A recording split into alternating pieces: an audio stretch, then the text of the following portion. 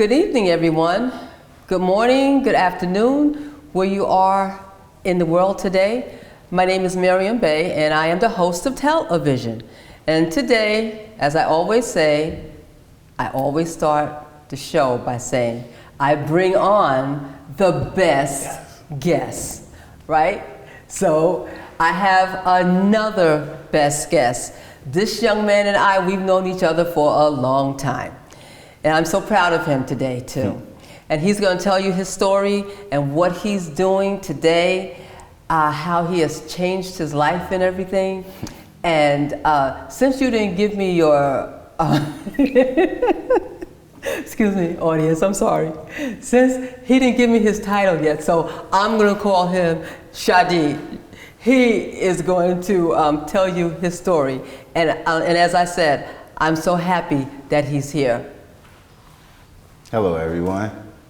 I'm Shadee Johnson. I'm from Newark, New Jersey. I'm 35 years old, and I'm just trying to make it, basically. Trying to make it out of the circumstances that's in front of me, basically. Okay. Trying to break these generational curses. Okay. So now here's the thing. I have to interrupt you because you just said something that I have to respond to. Go ahead. You said trying. You ain't trying. You doing. That's what she always tells me. She always tells me every time, I know you're not trying, you're here, you're doing it. And I appreciate that. Sometimes I be needing them kind words of encouragement to really keep going and keep doing. Yes, yes. Because it'd be hard sometimes, get flustered. That's true. Get lazy, but you just got to keep going because a lot of people don't do at all. Right. So as long as you're doing, it should be all right. Right. Right. That's what I try to tell my kids. Okay, and see, and here's the thing. You remind me of a song that 50 Cent does, and in it, it's called "It's All a Part of the Game." Right. So definitely. In life, everything that we do is all a part of the game. It's all a part of the game. And what you're going through, you're 35, you said? Yes. So you're still young. So what you're going through and what you've been through is preparing you for, as he said, to become who you're destined to be. Right. And once you get sick and tired of certain things, that's all of us. Mm-hmm. You get sick and tired of certain things, you start making the changes because you're a father. Yeah. A father of five. Yes, yes. I just saw you put a picture of your children on Facebook. I saw it. Beautiful I said family. this the most gangster thing I did. I said, look at him. That's the most gangster thing you ever did. Yeah. That's right. Word up. That's right. And you have to be there for them. I have to. Ain't nobody else gonna be there for them. Right. Nobody else gonna be there for them. Yes. So I gotta be there. And then, during my life, I've done some jail time, and the other fathers around me that's was gone for long, I did little skid bids, but the people who was gone for years, decades, and I see the pattern of how they children grow up without that discipline or that influence. I don't want that for mine. Right. I don't want that for mine. So that's a part of the spark of the change too. Right. Yes. Yeah. Well, so then, so what are you doing to change? Well, as I just said, I did a little jail time, and I'm from Newark, and I grew up urban. Okay. So I take those life experiences, and I'm trying to use them. No, I'm using them, not trying to use them. I'm using them for a better career. Right now, I'm on the journey of becoming a peer recovery specialist. I know. Yeah, so with those experiences and the stuff that I know, I want to give back to my community and help people that suffer from addiction or some type of mental disability, because that's what they classify addiction as. Yes. So, yeah, I just want to help, because I spent time helping destroy, honestly. No. So, at this age right now, I want to help build. Yes, and see, and that's why I may have mentioned this to you. You are what I call a testimony of success, because see, once you're out there destroying the community or whatever, now you want to build it up, and once you start building and doing that, you're becoming a testimony of success, just like Tyrone. He's a testimony of success. Definitely. All the things that he's done in his life, and now all the people that he's helping, and the brother that I referred you to, to get the information about being the counselor and everything, right. He was doing some crazy stuff out there too, but now look at all the great things that he's doing to help people. And that's what you need to be inspired. But you know what the key thing is that you need before any of all this stuff? What's that? You have to want it. Right. So if you want it, it's going to happen. I want it. I definitely want it. I definitely want it. I chalk it up to youth, like of not knowing when I was destroying, because as an older guy now, I could look back on it and say I was destroying. But when I was in it, it was more or less survival. Yes. Because I didn't know I was destroying. I was just trying to eat some Chinese food at the end of the night. Right. Okay. Get some clean sneakers. You feel me? But as an adult, I could be like, yeah, I was harming. Right. So now, like I said, I think it's my debt to society to help fix. Instead of serving a debt in somebody's jail where I'm no help or no good, I'd rather do it outside and really be able to see the change that I'm putting forth. Right, right. Yeah. No. And then I need to be an example for my kids. Key. That's right. I need to be that example. They need to see that, yes. Because we all know kids follow you. They mimic you, they do what they see, because that's how they grow. Right. They don't know either, it's the youth. Right. But when I could take my daughter to a reentry program and talk to a counselor there and gain information there, or walk her through even like Essex County College or something, and she really could see like the classes and everything, open her eyes to different things, I think that's important. And I like doing that. So. Okay. Yeah. Pardon me for answering the phone, but the next guest is on his way. That's all right. So that's all right. You gotta get it. You stay on schedule. Right. I like that. I like that. Yeah, but I remember, because we haven't seen each other for a couple of years now. But and a few months ago, I was coming to work, and of course I was playing 50 Cent. And at the light, mind you, she was at the light like this.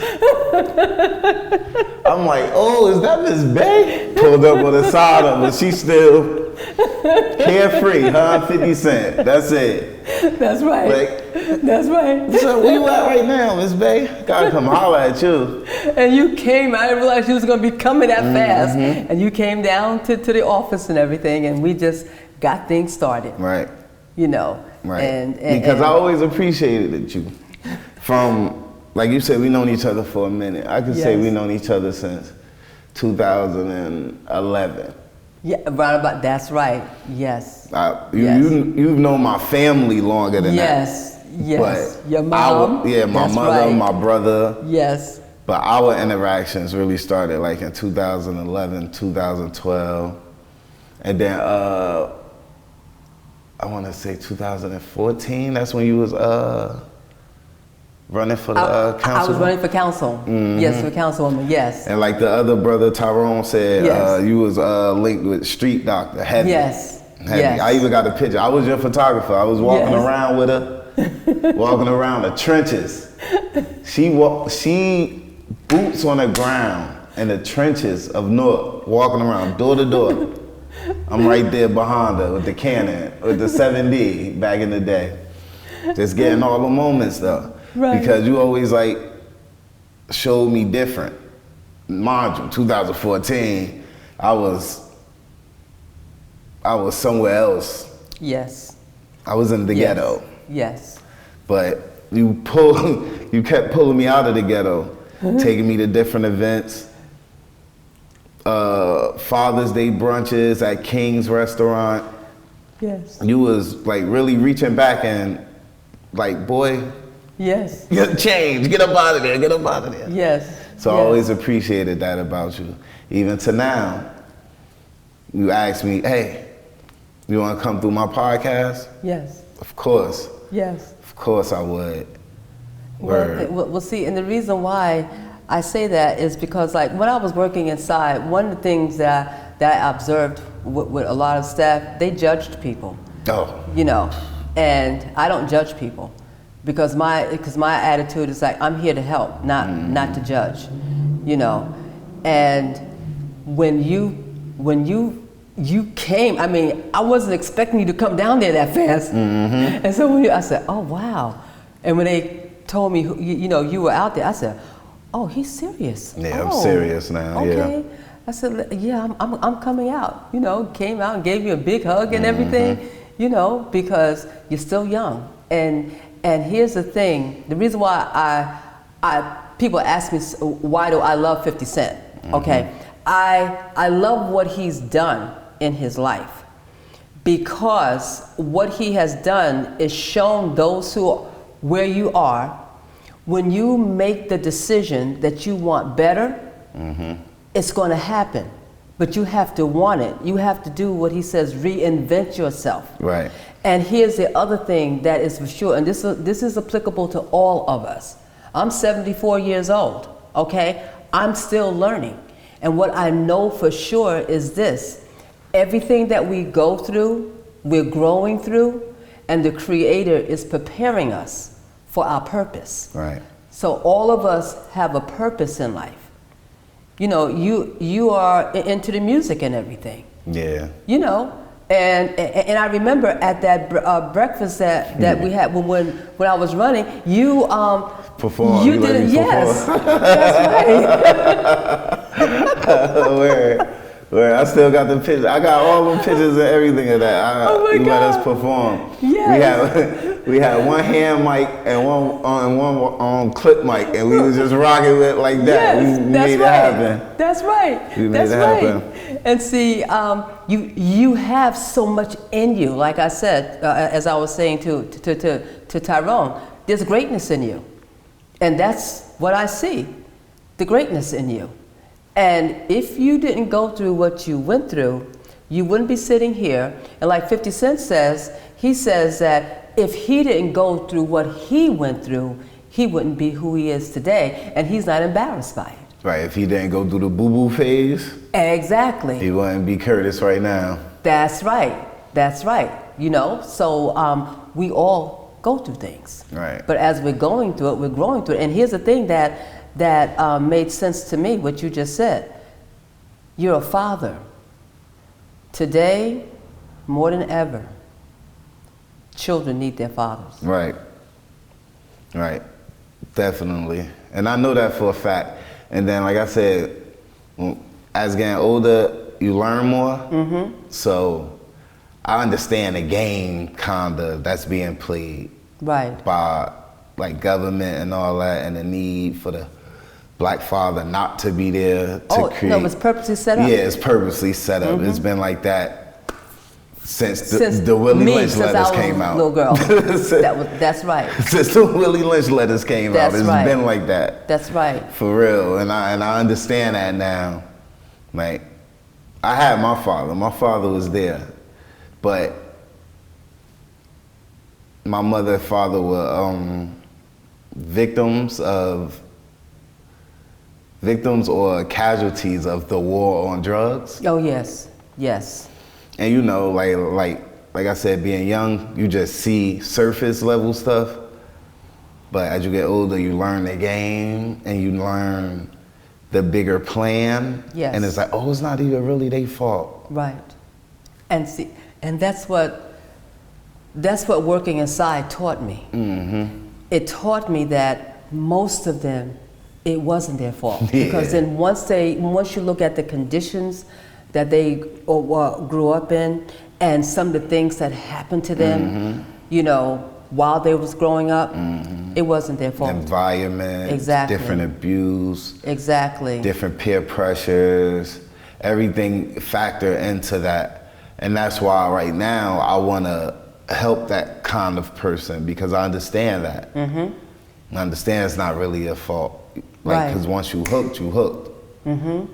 And it's like, you gotta be super tired of being hooked to make the change. Right, right.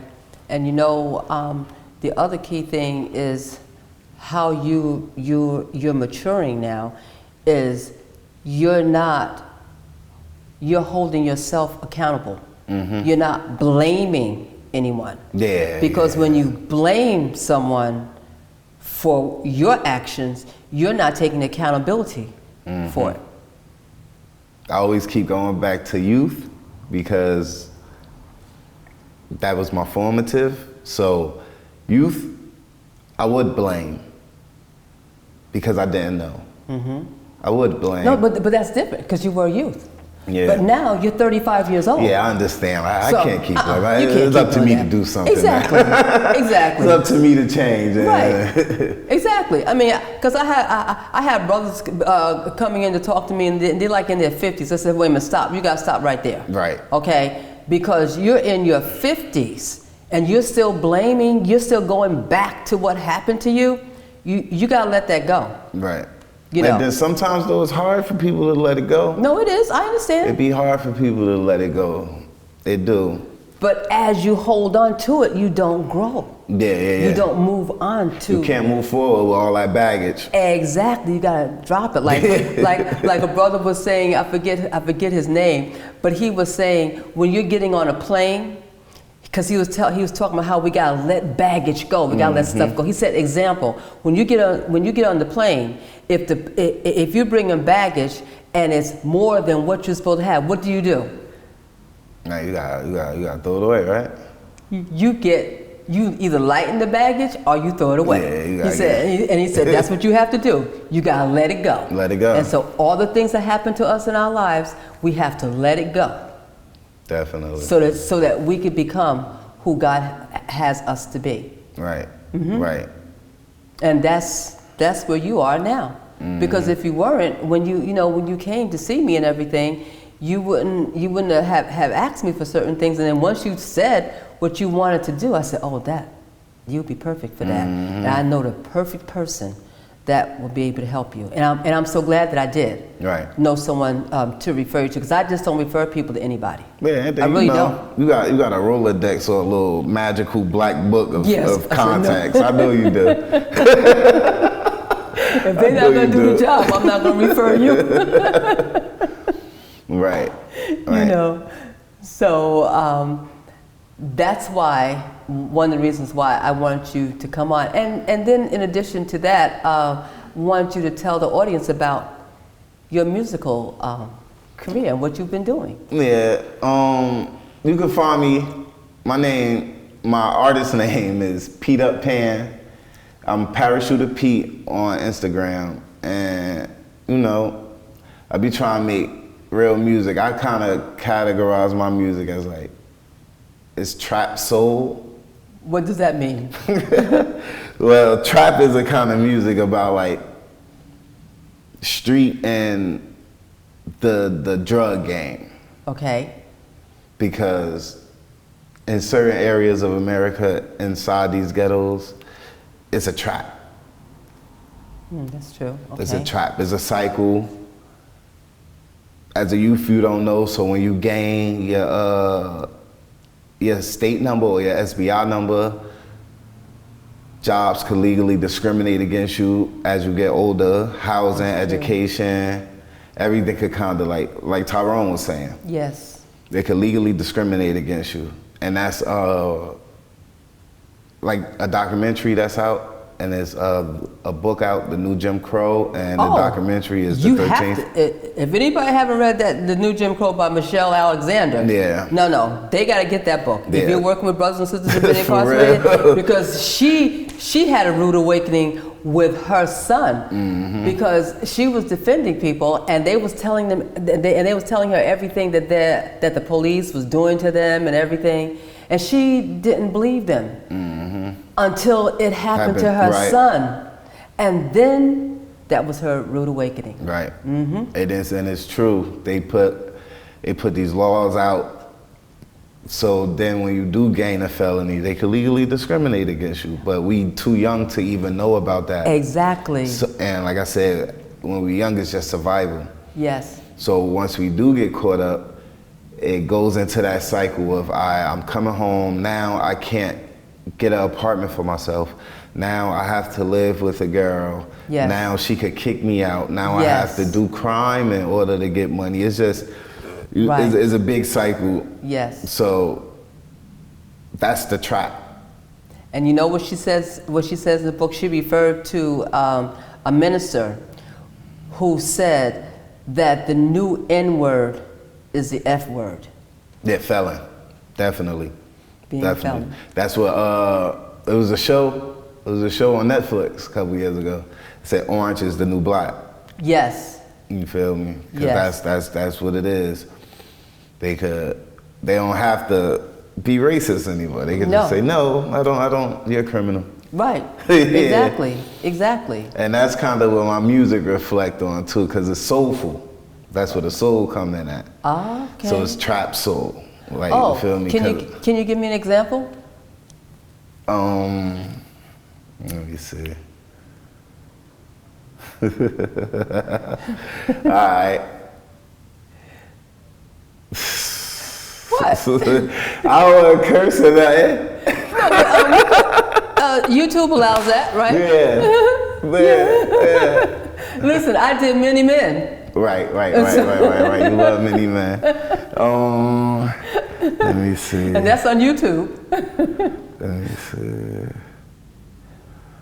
And you know how I respond to brothers and sisters when they say, oh, excuse me, I'm sorry, I didn't mean to curse. Wait a minute, I listen to 50 Cent. Raw. So you don't have to apologize. I got some bars for you. Okay. All right. You could. Can you sit there? Oh, where? Stoop down. Yes. Yeah, that shot got that door on the left side of the frame. So that's it. All right. Okay, so now introduce the song. All right, it's called Ghetto World. It's called Ghetto World. You can find it streaming everywhere. But these just the bars. It's just the bars from it. It's the curses. Like, I don't even want to curse in front of this bae. Like it's like. Listen, I tell him I listen to 50 Cent. All right, but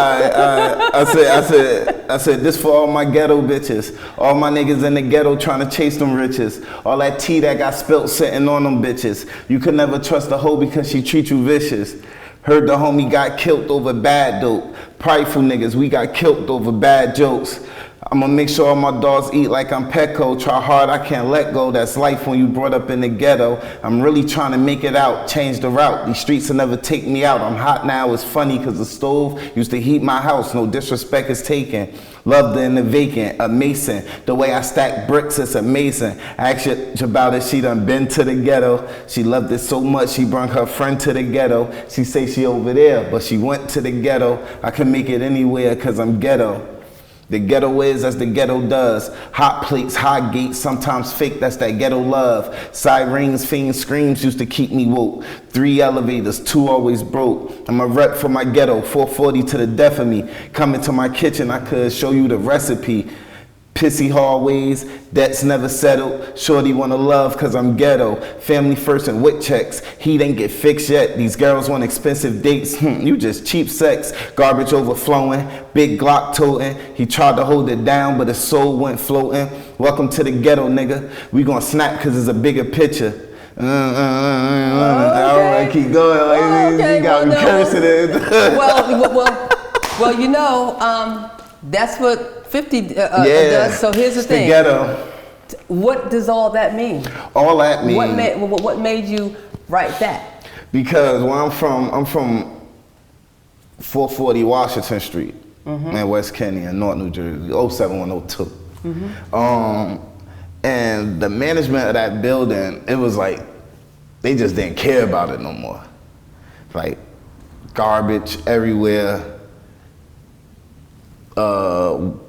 pipes leaking out the walls, ceilings falling on people. Like, it was like, oh, like they just gave up on this building. Right. So I made the song, and the video that I did that accompanied the song was, I just went around the building and just recorded the building. Oh. Okay. And I put it out, and it just started going viral. Like, everybody started sharing it, like, oh my God. To the point the news had to come to the building. Oh, beautiful. So it did make a difference. It made a difference. Oh, it made a difference. A new management team came in the building. Oh, nice. They started getting the Spanish workers, the La Mexicans. They got a bunch of them, brought them down to the building. They start knocking walls down, putting walls back up, fixing everything, pipes, garbage situation, everything. So when you go in there right now, yes, it smells good. Oh, nice. So I feel as though like I had pieces in that. Other people though was going to like city meetings, speaking on it in front of like, I guess, council. Yes. Like where they sit in a little round with the glass up over them. Right, right. They was going there to speak about it, but it was falling on deaf ears basically until everybody's sharing that video now. Now you can see it. Like it's different from hearing about it. When you see it, it's like, ooh, it's like floods of feces water. Like you see actual like feces. Oh no, you're right, I know. I'm like, oh, like this is crazy. And then you know what, and it's just not at that building, because I speak at council meetings. Right. I mean, that's happening throughout Newark. Right. And the last brother that I brought with me to the city council, he was talking about the feces in their water. You know, so that's good. You shined a light on it. Yeah, I shined that light on it. That thing went everywhere. Nice. Word up. So yeah, that's kind of what that song about. And yeah, just the ghetto. That's all. It's just the ghetto. It's the ghetto everywhere. What? Okay, but see, the ghetto is when you say ghetto, that's in your mind.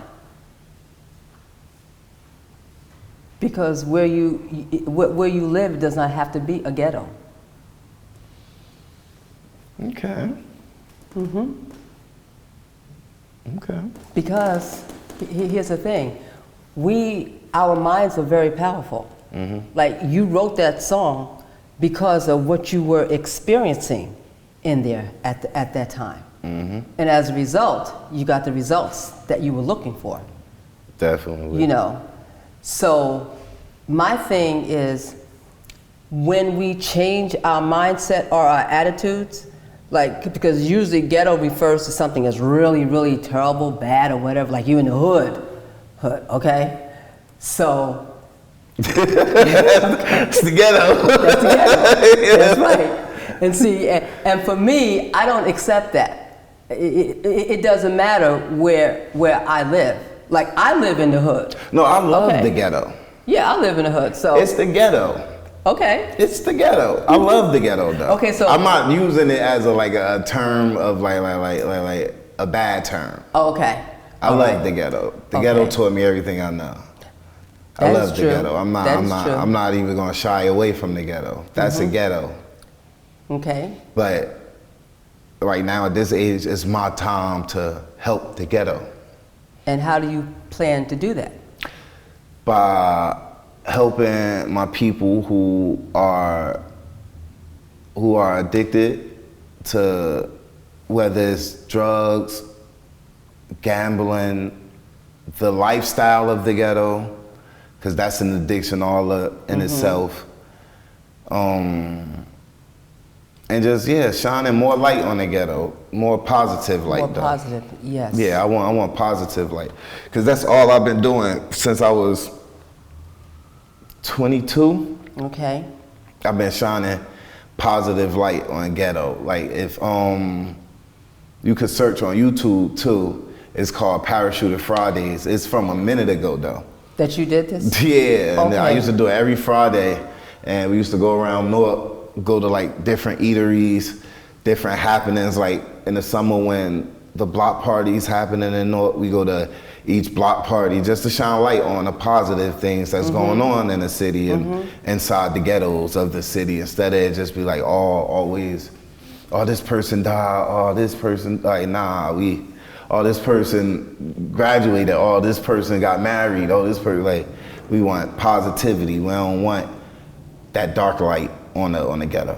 And then when you do that, the conditions of it changes. It changes, yeah, because people want to come to the ghetto and give back to the ghetto and be in the ghetto because they see that the ghetto ain't what the media make it. Like, the ghetto is community. Yes. The ghetto is love. My son could be walking to the store. The ghetto gonna make sure my son get to that store safe and a couple dollars in my son's pocket. The ghetto gonna make sure my daughter's safe and like ain't nothing gonna harm her at all. Like, you feel me? And that's just community.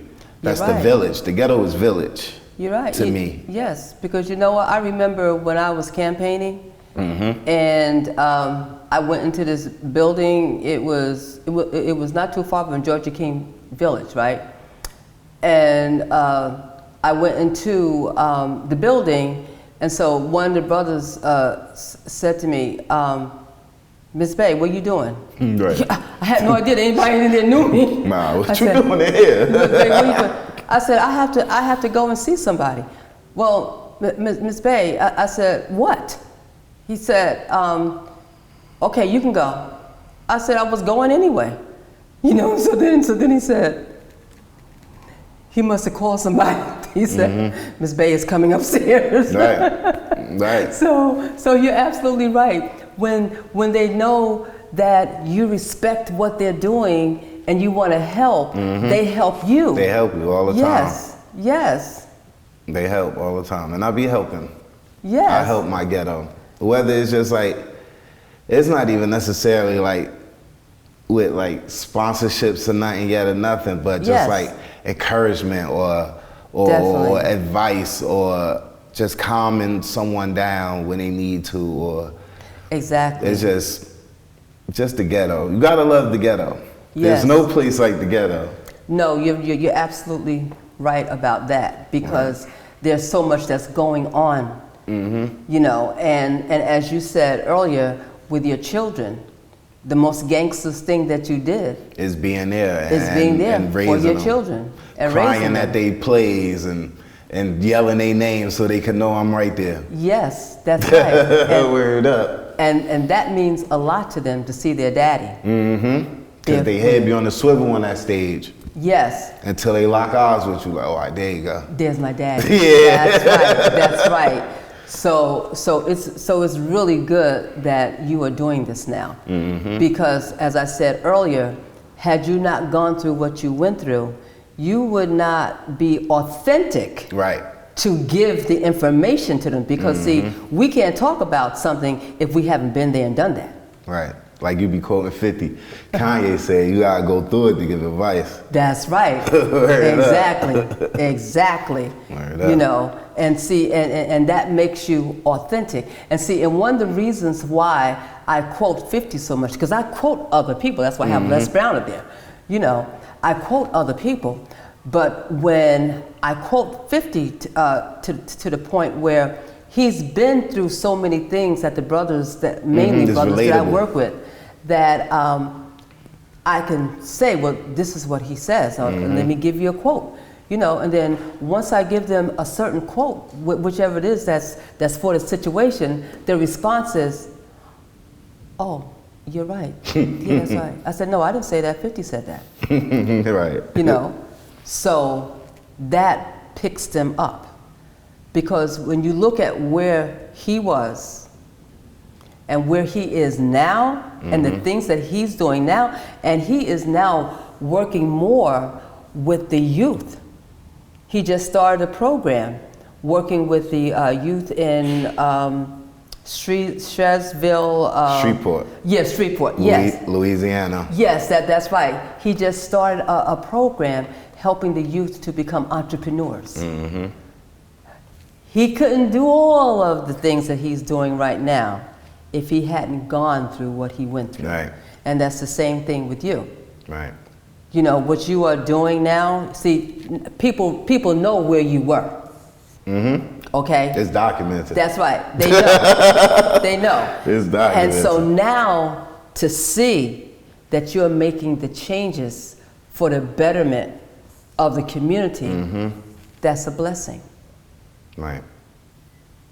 That's all I gotta do. I gotta do it for my kids and then the ghetto, because that's what I know, and I know that's going, at the end, it's gonna fold back on me. Like that, the love that I pour into them, it'll reciprocate and come back to me. That's so positive. Do you know Mr. Porter, Dennis Porter? Oh, well, you gotta meet him, because I'm gonna put you in touch with him. Because he originally started the Prodigal Sons and Daughters. Okay. And he used to come down to Georgia King Village. I probably know him, because when I was in drug court, they sent us to a week-long training thing in Essex County, and I think it was through the Prodigal Sons. I think he came there and spoke a few days. Because I know that organization. Yeah, he was in prison when he started the Prodigal Sons and Daughters. Now he started another program. It's building boys, and I forget the end of it, but he's starting that up too as well. So we need to have brothers and sisters who've been out there and have now changed their lives, and that's what you're doing. Right. Okay. Right. Next time I come up here, I'm gonna have my own organization too. Okay. Well, that's thinking positive. That's right. That's right. You got to put it out in the universe. It's gonna be all positivity and good news next time I come. Yes. Okay. So now here's the thing that I want us to end with. Okay. Do you know window shopper? Not word for word, okay. But I know it. Well, guess what? Yesterday at the Juneteenth program that I went through, a brother asked me to come and sing, and everybody thought I was going to do Many Men, right? Yeah, you switched it up. I switched it up. And so what I did, I said, "Man, you's a window shopper, mad at me. I think I know why. Man, you's a window shopper in the jewelry store, looking at stuff you can't buy. Man, you's a window shopper." So he said, "Summertime, right? I'm on the ground, got my paper right, and I'm filthy." Word up. So anyway, is there anything else that you want to say before we wrap it up? I don't know, just be the change that you want. Oh, I like that. Yeah. Be the change you want. Yeah, be the change you want. Because a lot of us come from crazy circumstances, and it don't be our fault. We don't ask to be there when we young. We just there on the strength of parents or other people. And once you wake up and kind of see the game that's going on, yes, be the change you want. You know what you remind me of? When I was working at Delaney Hall, one of the things that I said to the brothers was they cannot be embarrassed about their past. Oh yeah, word. Yeah, okay. Never. Because they're changing themselves, and it's their past that brought them there in the first place. Right. But now they're changing. You know where they are, and see, and a lot of them were young. And when you're young, as you said earlier, when you're young, you're not in control. Yeah, you're in survival mode. Exactly. So you should not be embarrassed about what happened to you. Be the change. Yeah, be the change you want. That's it. And so put in that footwork. As long as you put in that footwork, you're going to go somewhere. If you stand still, you stagnant. Yes. That's it. Okay. So, I want to thank you. Thank you. This has been so wonderful, you know, and I'm proud of you. And I just don't say stuff just to be saying it. I am proud of you. And I want you to keep on doing what you're doing because it's going to help a lot of young people. Right. Because there are other brothers who are doing certain things too, and hopefully they'll start coming together and you can be a part of that as well. Right. You know? That'd be cool. One last thing. Ms. Bay always taught me, when you talk to somebody, look them in their eyes. That's right. Look them right in their eyes. Stare at their soul. Because you keep looking off and stuff, that show a little bit of weakness and shyness. Like, look them in the eye, they know you're serious. That's true, and you know where I got that from? Because I did a lecture at Delaney Hall on eye contact. Because when our ancestors were slaves, they weren't allowed to look at white people, so it was always like that. And so when I came to Delaney Hall, I said, wait a minute, how come you brothers keeping your head down? I said, you got to put that head up. And then I did the lecture on eye contact and told them the history of it. Subconsciously, like hip to that. We a lot of people don't look each other in the eyes. Exactly. And if you don't look me in the eye, then I have an issue. like what's going on? Right. You did say, hey. Right. I'm like, whoa. So I want to thank you so much for coming. Thank you for having me. It's been a blessing. And I hope the audience has enjoyed Shadee. Shadee, what is your Shadee Johnson. That's my name. Okay. That's my name now. Oh, okay. So, and I'm saying to you, brothers and sisters, that when you see our video, please like, share, and subscribe. And if you have any comments, please make sure you write the comments. Okay, because we are all about helping our community, empowering our community. Definitely. And you have a great day, no matter what part of the world you're in. Thank you.